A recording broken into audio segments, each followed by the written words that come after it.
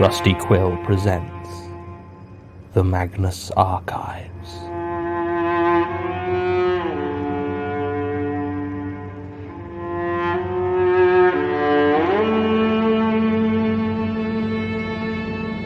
Episode 8, Burned Out.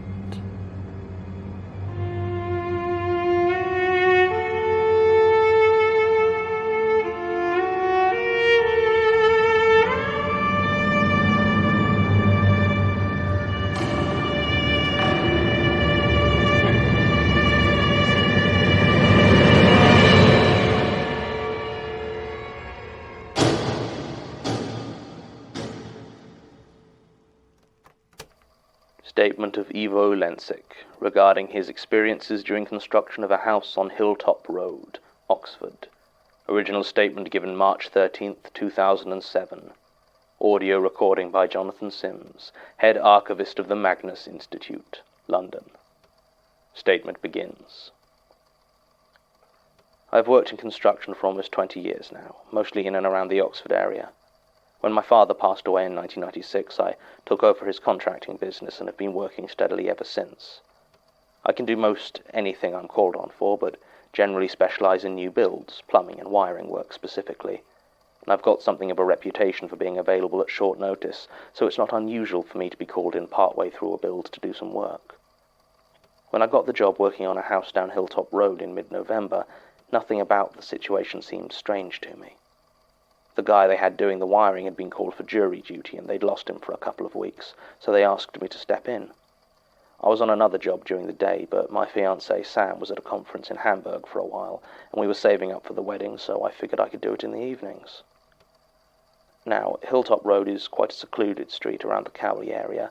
There aren't many student houses on it, so it's actually quite a peaceful place, especially after all the kids living there have gone to bed. The house itself had only recently been started, as some dispute over ownership had kept the land locked for years, and when I turned up it was still mostly empty. It had 2 floors, with a loft that was going to be another bedroom to match the rest of the road. The doors had been fitted, although the locks had not, but the empty spaces where the windows were due to be still stood vacant, letting in the chill.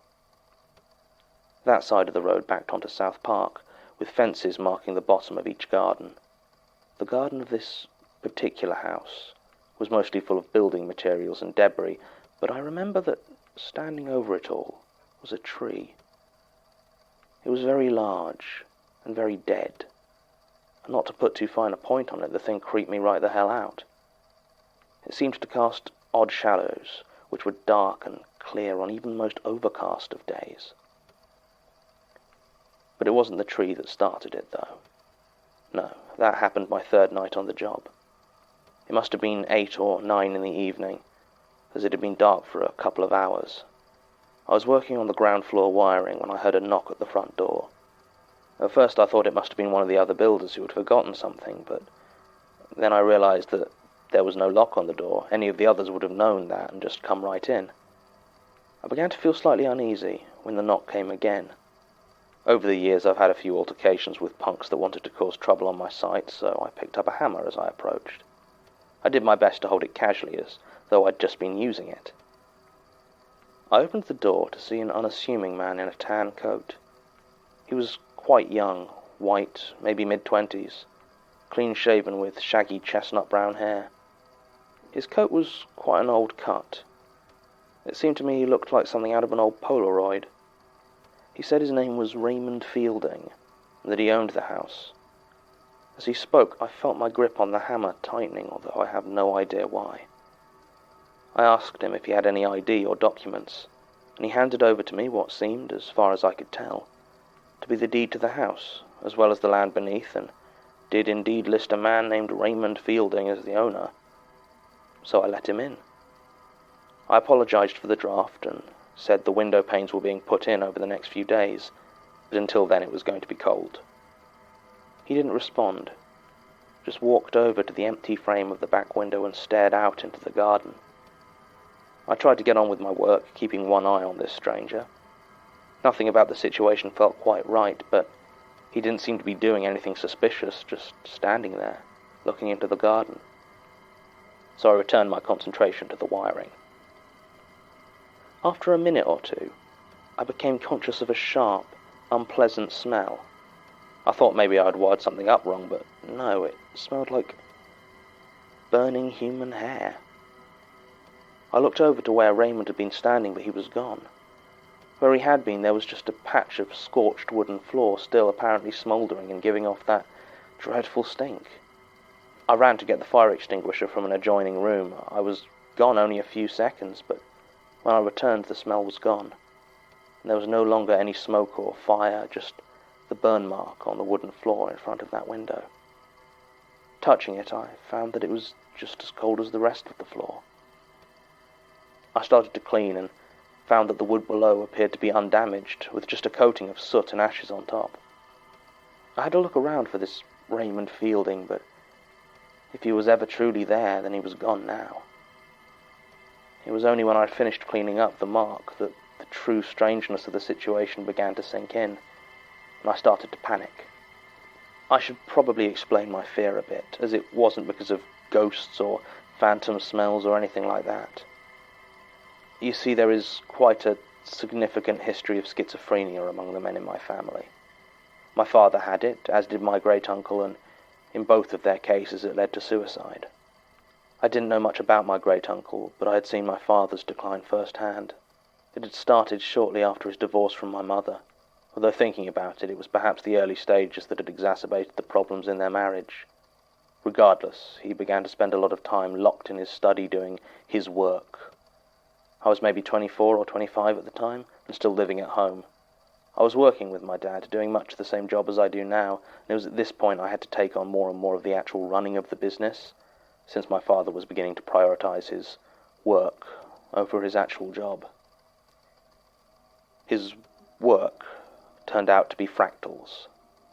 He became obsessed with them, seemed to spend all his time drawing them, staring at them, measuring the patterns they created. He would talk to me for hours about the maths behind them, and tell me that he was on the verge of a great truth. He was going to shake mathematics to its foundations once he figured out this truth hidden in those cascading fractal patterns. One day, I returned home to find my father staring through the blinds in terror. He claimed that someone was following him, told me that they were planning to stop his work. I asked him who it was, but he shook his head violently and said I'd know him when I saw him, because all the bones are in his hands. I tried to get him help, of course I did, but he refused to take any medication, as he said it interfered with his work. And he wasn't dangerous, so I couldn't have him committed. I knew it was only a matter of time before he hurt himself, and sure enough the day came when he wouldn't answer the knocks at his study door. I broke in to find him lying dead in a pool of blood, with deep gouges along his wrists and arms. The walls were covered in fractal drawings. Every surface was piled high with them, and pencil shavings littered the floor. The inquest ruled his death as suicide, although the coroner wasn't able to identify the tool that had made the cuts on his arms. Why he had such a look of fear on his face. This is why the apparent disappearance of Raymond Fielding worried me so much. I was younger than my father had been, but still had that possibility within me. This train of thought was likely why I wasn't paying as much attention as I should have been, where I was stepping and I slipped on the wet section of flooring that I had just cleaned. I fell forward, hitting my head badly. I don't think I was unconscious for more than a few seconds, but when I woke up, I was bleeding from a deep cut on my temple. I tried to make it to my car, but I was so dizzy just standing up that it was clear driving was out of the question. So I called for an ambulance. It arrived quickly and it took me to the John Radcliffe Hospital. When I got there, they were very responsive and quickly determined that I had quite a severe concussion, so I was kept overnight for observation. I told my doctor everything about my encounter with Raymond Fielding. If it was early signs of any developing schizophrenia, I wanted to know as soon as possible. The doctor listened closely and said it was unlikely, as it would be surprising if I developed full hallucinations so abruptly, but that they were keeping me under observation. I noticed as I was explaining my experience, the nurse taking my blood pressure seemed to be listening intently, though she left before I could ask her why. I stayed in that hospital for another 2 days. Sam wanted to cut short her trip when she heard about my concussion, but I told her that any real danger had passed and I should be fine until the end of her conference. So I was mostly on my own for that time. It was the morning before she was due to return that I saw the nurse again. I'd just had the news that the tests had all come back fine, so I was being discharged, and she came in to give me a final check. She asked me if I was sure the man who had come to the house on Hilltop Road had called himself Raymond Fielding. I told her yes, and that I'd even seen his signature on the deed to the land, but that I didn't know any of the history of the place. She got very quiet and sat down. This nurse was an older woman, Malaysian, I think, and I would have guessed in her 50s, though I didn't ask. She said her family had lived on Hilltop Road for a long time now, and she knew the place I was working. In the 1960s, the house that had stood there had belonged to a man named Raymond Fielding. He was a devout churchgoer and had used it as a halfway house on behalf of the local diocese, looking after teenage runaways and young people with mental problems. The neighborhood apparently hadn't liked it, as its residents often got into trouble and Hilltop Road had started to get something of a reputation for it. Nobody ever said a word against Raymond himself, though, who by all accounts was such a kind soul as to be almost universally beloved.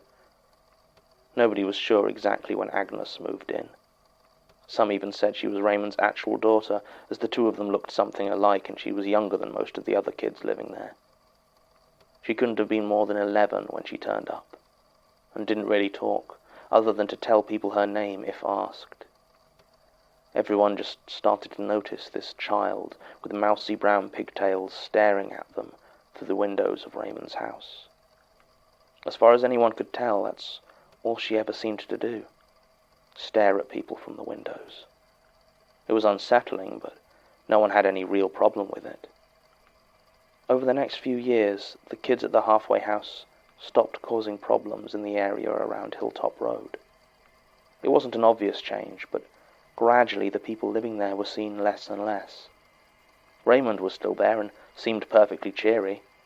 If anyone asked him about a resident who hadn't been around for a while, he'd explain that they'd moved on, or found a place of their own, and no one really cared enough to follow up on his information. Soon the only people living in that old house were Agnes and Raymond. Then Raymond disappeared as well. Agnes must have been 18 or 19 by this point, and still hardly ever talked. When she was questioned about what happened to Raymond, she simply said he had gone away, and that the house was hers. People got a bit worried at that, and the police conducted a small investigation, but the house had been legally signed over to Agnes, and there was no sign of any foul play. No sign of Raymond either, for that matter. And so the years passed, and Agnes lived on in that old house. Hardly ever seemed to leave it, just watched from the windows. Folks in Hilltop Road learned it was best not to keep pets, as they tended to vanish. Then, in 1974, Henry White goes missing. 5 years old, and the search turned up nothing. People always whispered about Agnes, but now the whispers got nasty. Nasty enough that when smoke is seen pouring out of the old Fielding house a week after little Henry disappeared, no one did a thing. No one phoned the fire brigade or tried to help. They just watched. Agnes must not have phoned for assistance either, as by the time the fire trucks arrived there was nothing left to save. Through it all, nobody saw any sign of life from within the building. No screaming, no movement, nothing but the roaring of the flames. When the fire was finally put out, they did find human remains. But it wasn't Agnes, nor was it Henry White. The only body they found was that of Raymond Fielding. All that was left was a badly charred skeleton, missing its right hand. That was the history of the place as the nurse told it to me.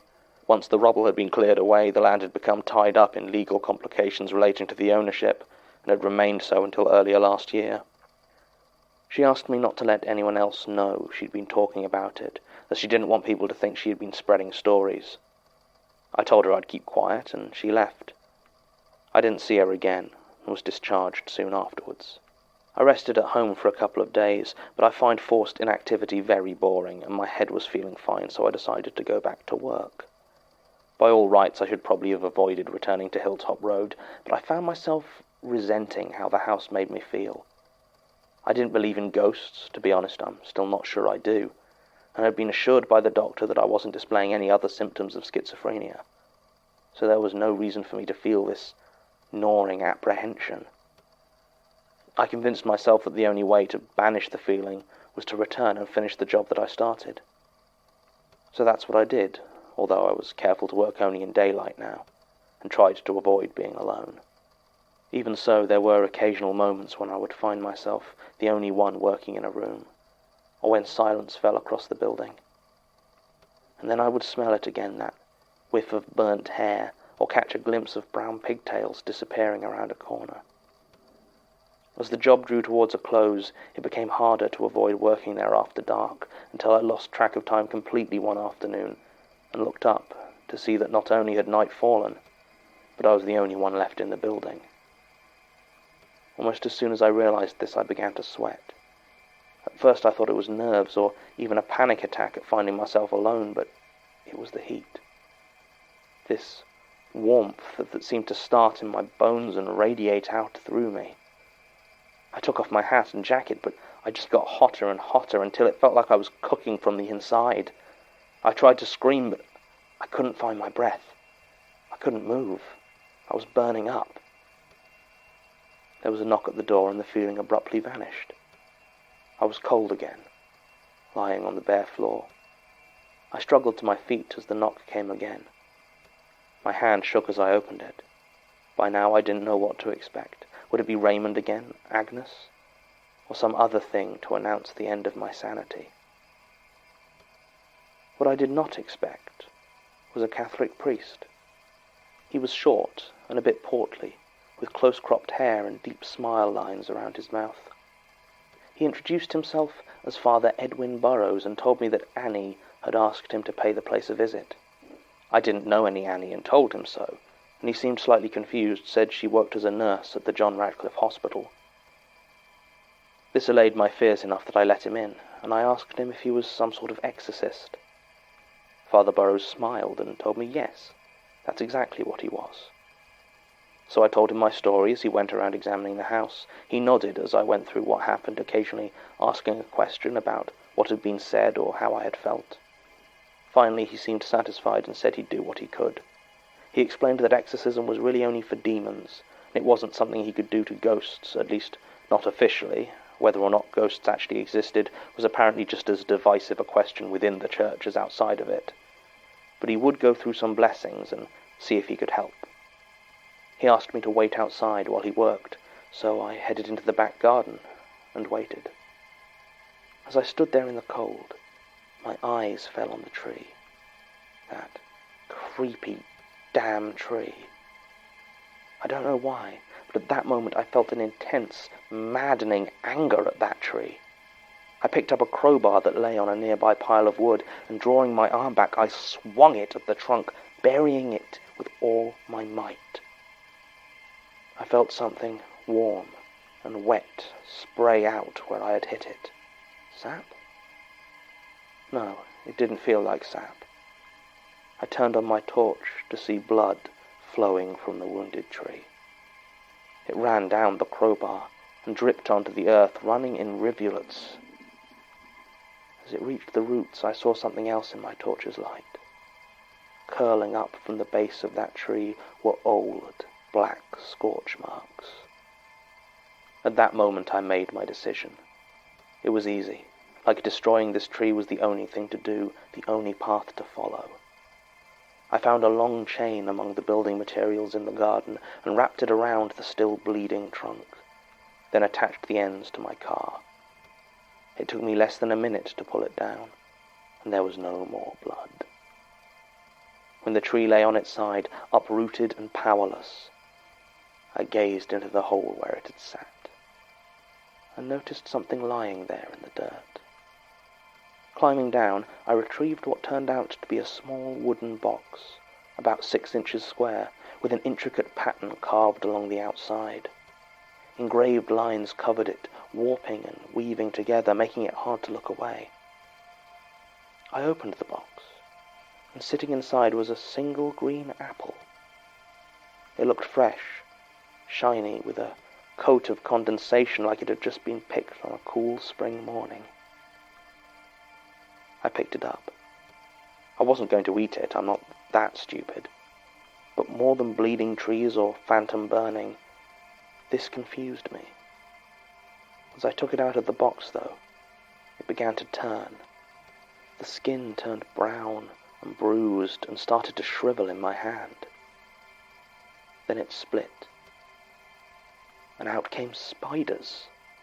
Dozens, hundreds of spiders erupting from this apple that was rotting right before my eyes. I shrieked and dropped it before any of them could touch my arm. The apple fell to the ground and burst in a cloud of dust. I backed away quickly and waited until I was sure all of the spiders had left before retrieving the box. I smashed it with a crowbar and threw the remains into a skip. Father Burrows returned shortly afterwards. He told me he'd done his prayers and hoped that it would be some help. If he noticed the felled tree, he didn't ask any questions about it. Instead, he just handed me his business card and told me to give him a call if there were any further problems. The house didn't feel any different, but there was no smell of burnt hair, no heat or ghosts or any weirdness I could see.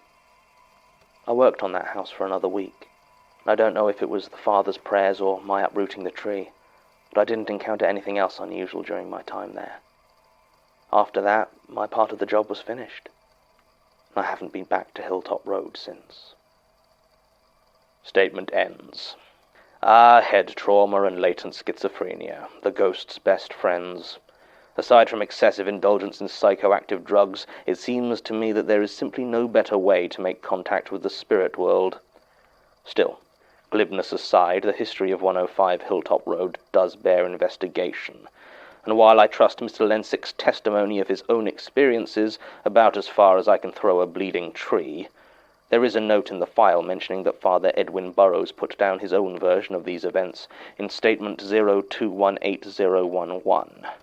While I have yet to locate that particular file in the chaos that passed for Gertrude Robinson's archive, the suggestion that there may be external corroboration does lend some potential credence to Mr. Lensick's wild tale. No other workers on the building site at the time reported any disturbances like the ones reported by Mr. Lensick. Martin was unable to find the exact date the original house was built, but the earliest records he could find listed as being bought by Walter Fielding in 1891.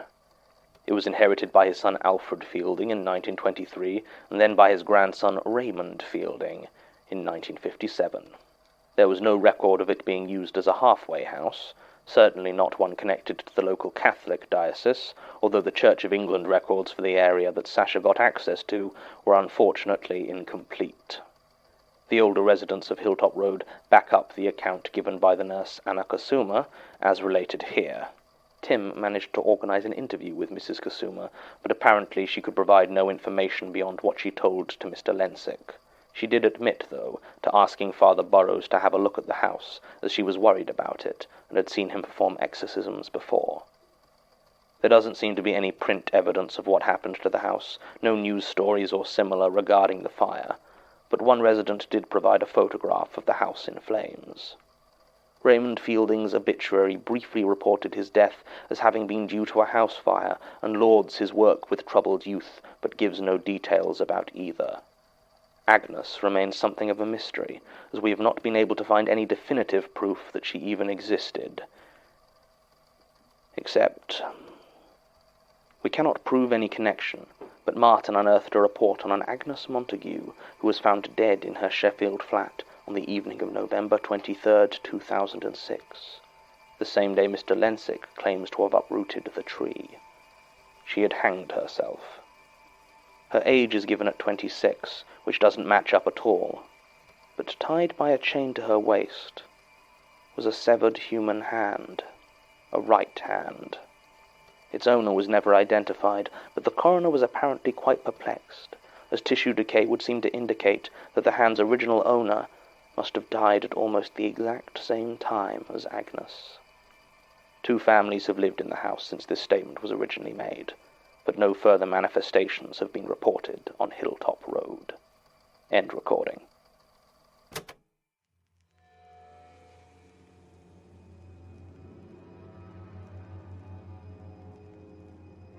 The Magnus Archives is a podcast distributed by rustyquill.com and licensed under a Creative Commons Attribution Non-Commercial Share-alike International License. Today's episode was written and performed by Jonathan Sims. It was produced by Alexander J. Newell, Mike LeBeau, and Murray Porter, and directed by Alexander J. Newell.